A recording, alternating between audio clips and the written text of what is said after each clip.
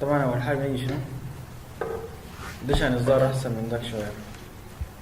تيجي هنا ل تول، تختار ماستر كام، تختار شنو ليس، وتختار شنو ديفولت.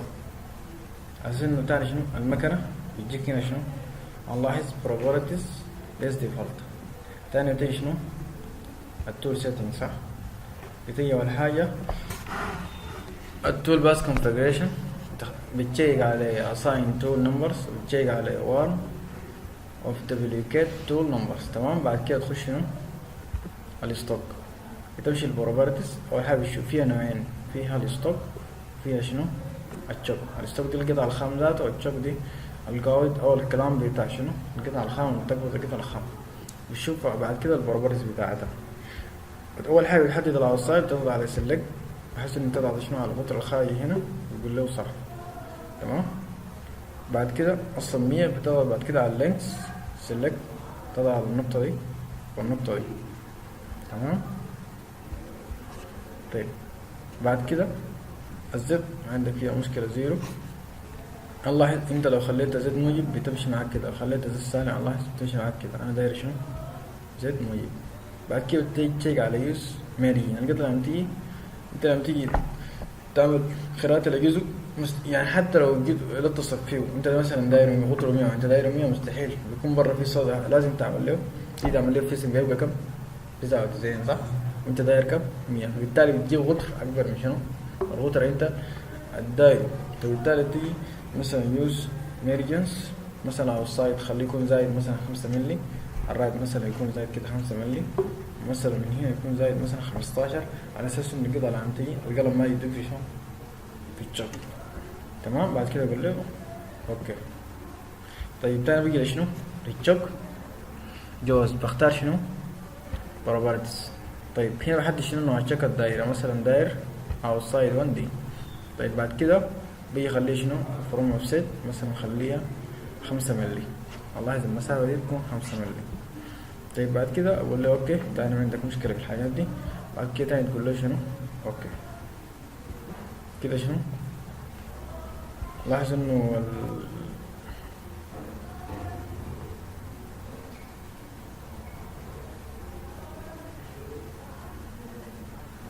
هذا بيجي كويس.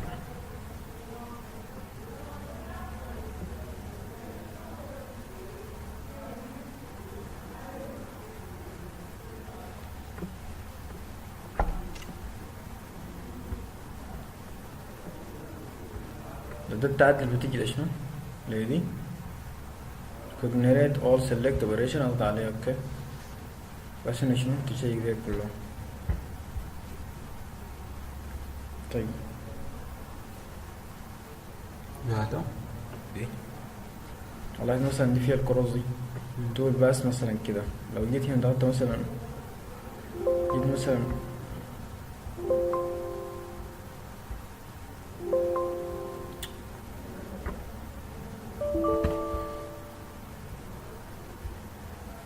ما مشكلة خليها حسي. طيب بعد كده مثلا نجي لشنو الاوبريشن بتاع العمليات. طيب بيجي لأول عملية مثلا نلاحظ اعمل شنو. أول حاجة طبعا بتبدأ من القطر الأكبر صح، من القطر الأكبر بحيث تجيب لحد هنا صح.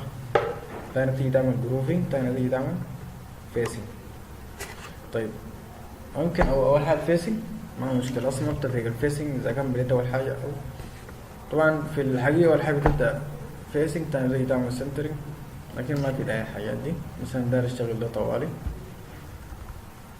طيب بيجي أول حاجة شنو مثلا الإليز دي بضغط عليه كليك يمين وأقول له هنا على الليز دي بضغط كليك يمين بتلقى شنو ميل، دي كلها الحاجة الأوامر بتاعت ميل. خليك محلك ما شايف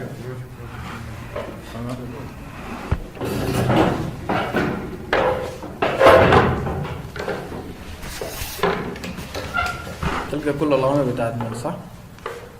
كاونتر دريل بوكيت فيس تو دو هاي. لما تيجي على ليس تلقى شنو الرف الفينش الثريد الجروف. طيب انا داير هنا شنو اول حاجه داير شنو رف، بضغط على دي كليك يمين بختار شنو اضغط على رف كليك شمال. طيب بيجيني زي دي. طبعا لما تضغط على البارامترز، طيب اول حاجه بيديك شنو؟ تختار نوع القلم صح؟ اول رساله مين؟ طيب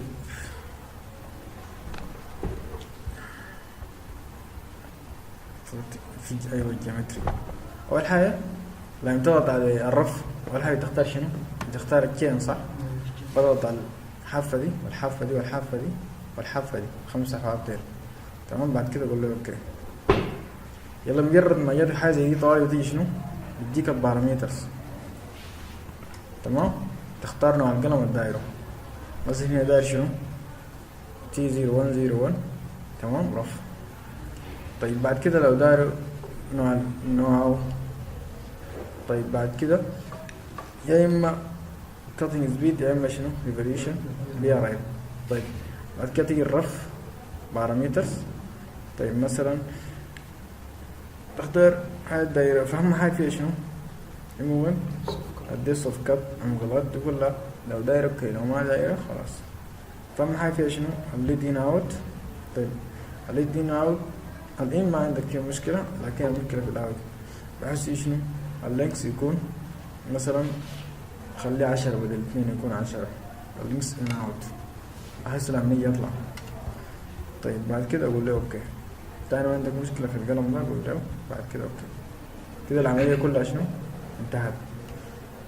لو هنا ده العالج دي مثلا بقول له شنو؟ اضغط على دي كورنريت all select operation بحيث على رجلي دي الكروزة كده شنو؟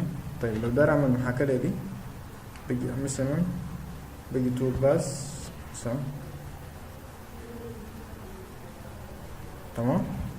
مثلا ابطي السرعة شوية. تمام. بعد كده اقول له شنو مثلا بلي. خلينا نسمع بالمستوى ده.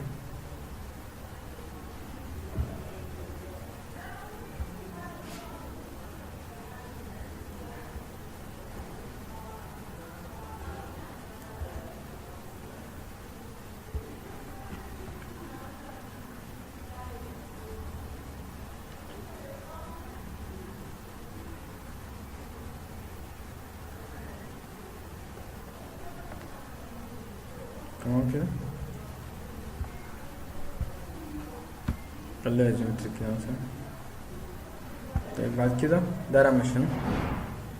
الجروف الداخلي ده صح؟ انا عملت خراطة لحد هنا بحسب اعتباره بقى شنو؟ بقى ستريت. طيب بعد كده يشتغل شنو؟ تاني حاجة الجروفي. طيب تيجي هنا برضو ليس بس اي حتة هنا ضغطت عليه كليك يمين ليس تول باس بقول له شنو؟ جروف. تمام. من جروف طوالي اوتوماتيك بتجيك شنو؟ بيجيك يقول لك اختار شنو؟ تختار المسار الدايره صح؟ بضغط على المربوع ده بختار شنو؟ الاربع حروف دي بحيث ان انت تخليها سيمتري كده يكون واضحه مش كده؟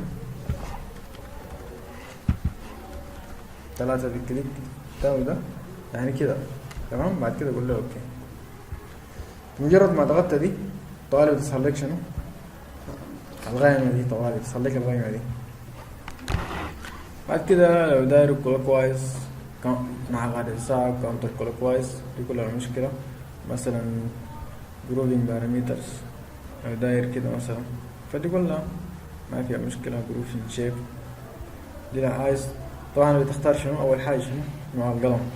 مثلا خلي نوع القلم T42 هنا نختاره الجروفينج T0202 نختار القلم ده. تمام. بعد كده كل الخصائص بتاعته جروفينج فينيش لو عندك فيه حاجة. تمام. مثلا ستوك ليفين اكس خليه 0 ستوك تو ليفين زد خليه مثلا 0 دي كل حاجة ده. طيب بعد كده اقول له شنو؟ اوكي. طيب لو داير اعالج دي بيجي ضغط على شنو؟ دي. طيب لو داير اعمل له حركة بيجي على شنو؟ باك بلوت سيلكشن اوبريشن، يعني مثلا نخليه نورمال كده، نورمال 2. خفضت السرعة اقول له اوكي، مثلا نفتحها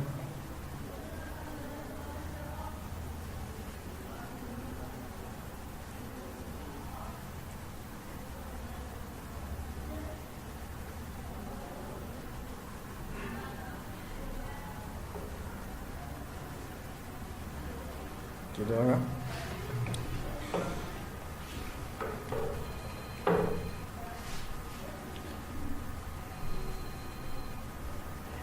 كده بقول صح. طيب اتفضل. حاجة تانية شنو؟ على الفيس بتيجي على اضغط في اي حتة هنا، ضغطت كليك يمين ليس، اختار شنو؟ فيس. طيب مجرد ما جات فيس بيجيك الجيومتري بتاعها. يلا ما في سيلكشن بتاع حاجة زي دي، طوالي بيجيك شنو؟ الغايم، بيجيك الغايم دي طوالي. تمام. بعد كده انتري اماونت دي كلهم ما في مشكلة. مثلا نخليها فينيش ستيبر اوفر اكاونت، اللي ريتراك لما نرجع يعني يمشي كده وكده، خليها مثلا 2 ستيك تو ليف. طيب طول بعد بارامترز مثلا اول حاجة تختار شنو؟ على القلم اوتوماتيك يختار لك ده شنو؟ قلم خراطة، قلم تخشين شنو؟ يمين، صح؟ طيب بعد كده انت يعني انت كلهم بيرجمنا قاعدات. فينش تو زد اهم حاجة شنو؟ فينش تو زد. انت بدأت تفنش على كم؟ على 105 تقريبا. لو كنت عامله 140 صح؟ 100 بجاي زائد 5 ملي وبهناك زائد 15 20، وبالتالي تصفي لحد ما يصل كم؟ الفيسنج كم؟ 135. بعد كده بقول له اوكي. لو ده تعدل في دي وقول له شنو؟ اختار دي.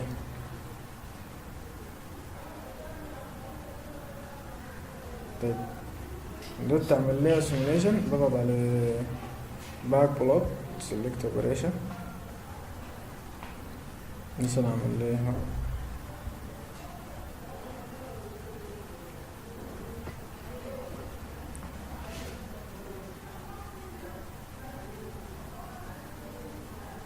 اشتغل على انه يبرد بس نقول ما كنت زائد 5 ولا لحد ما يفنش لك على 135.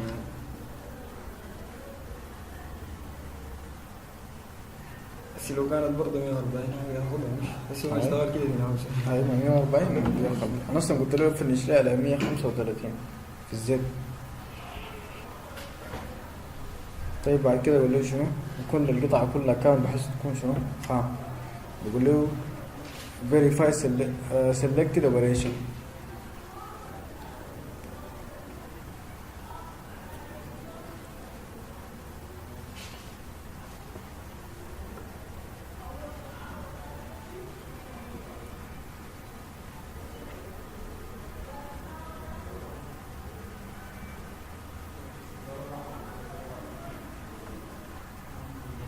انا قلت له بالفيس بس المفروض اقول له شنو؟ select all operation مش كده؟ بعد كده اقول له شنو؟ verify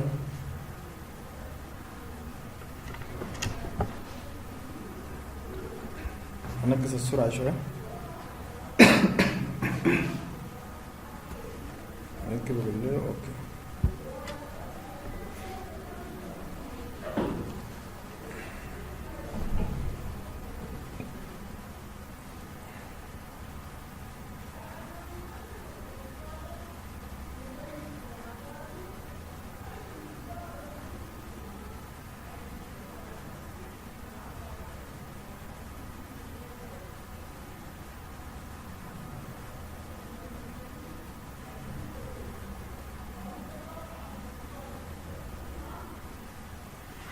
تمام.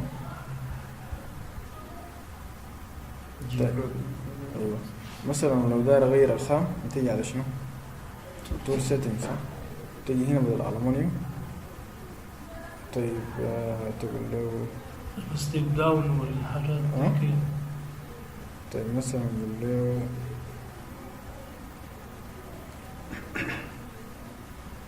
الالومنيوم صح؟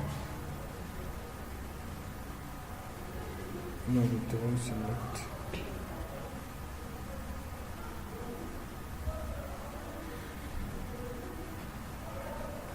بس تدخل بعد كده الماتيريال الضايع، اختار اي ماتيريال مثلا. طيب 20 40 دي شنو؟ لو لقيتك اي حاجه اسمها 20 40 زي دي، يلا كله ستاندر براو. مثلا في الستاندر الامريكي، في ستاندرات كثيره، مثلا من ضمنهم الامريكي انسي، وفي الالماني دين. طيب لما تلقى 20 دي معناتها ستيل شنو؟ 24 دي سمساي، زي مثلا سي 20 او ستيل 20 دي باعتبار 24 دي معناتها ألمانيا 24. بعد كده تدخل أي ماتيريال ممكن تضيفها هنا وراك. دي كاس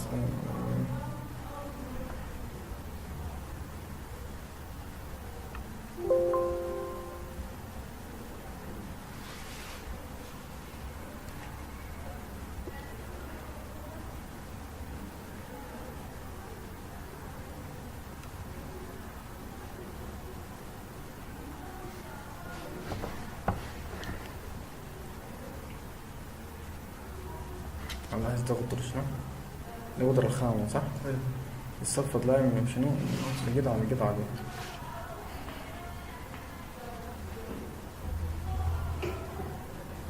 بعد كده اقول له شنو؟ اضغط على دي select all عشان بعدين شنو؟ طلع لي كل العمليات. اقول له شنو؟ بص select operation. لو جاتك رسالة دي قول له اوكي. مثلا سيف بأي حاجة، مثلا للسنوات، يلا بعد كده قول له اوكي سيف. كود اكسبيرت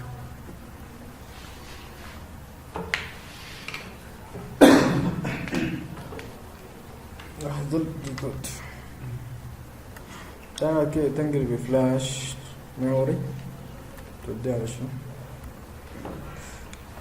تنقل بفلاش ميموري وتوديه المكان طوالي.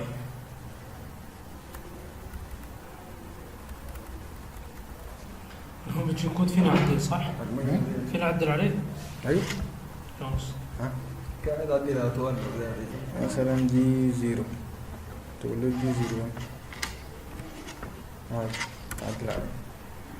ممكن تسيفه، ممكن تعمل له كنترول ايه، كنترول سي، تجيبه وير. تمام. شفت بيفتح على برنامج تاني اسمه سيميكو، يمكن ده ذاته يبقى اسمه سيميكو، بحيث بحدد الطول باس بتاع المسار بتاع شنو القطعة ذاته. لكن هنا مسطر في اللابتوب التاني. لو عايز تعدل عليه ممكن تعدل عليه. عايز تسيب هذا بتاع برنامج بتاع شنو؟ سيميكو. سمعان في سميكو. ها؟ سمعان في. ده يعمل لك محاكاة للطول باس بتاع القطعة. الشيء ما في محاكاة؟ يعني مثلا هسه الاحظ نفس بس نقول لك القلم ده اتحرك من هنا ماشي كده ماشي كده ماشي كده، يقول لك ماشي كده ماشي كده لحد ما يوصل هنا يجيك كده، يديك المسار كده.